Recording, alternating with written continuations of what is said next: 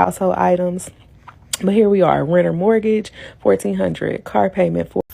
So she was so generous in sharing what her actual bills would look like and how someone can struggle or not really have as much money when you have three kids making $100,000 a year. If you go back and look at her actual video, and like I said, she was very, very generous to share information, but I want to show you this is how people don't quite fully understand their finances. Number one, she's right. She's not saving any money.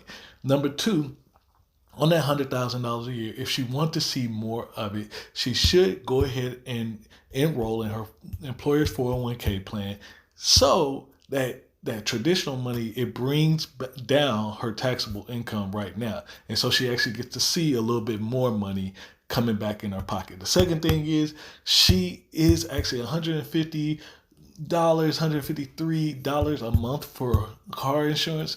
That's high. So I would, like every situation, be searching every 6 months, constantly trying to review the rates, because rates for every different carrier are going to be different every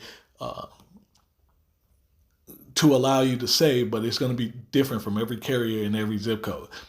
Next, she does have a car payment, but didn't really say how much the car was, but she was just applying her situation. But I will say she's putting $600 a month in allowance to her kids. Now, when I grew up, I know things are different, but when I grew up, I didn't really get allowance. I had to go earn mine. And that $600 she could be throwing to that car to open up about $1,000 worth of cash flow, so that $600 she has left over can be actually $1,600. And then if you want to actually give your kids an allowance, you're in a little bit more comfortable position to do so. The next thing, the sports. With kids' sports, there are so many outlets, and I get it. Those sports are expensive. I officiate, so I've seen the prices. But I also know there are many organizations you can get the quality development and the competition for your school that will actually offer you either scholarships, or you can actually get a sponsor so that you don't have to pay the cost or the parent doesn't foot the bill. The other things that she had listed, those were pretty fair. After school care,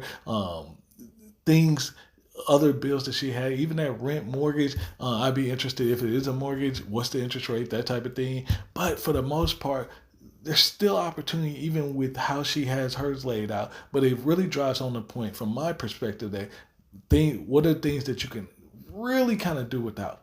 Car note, you can do without.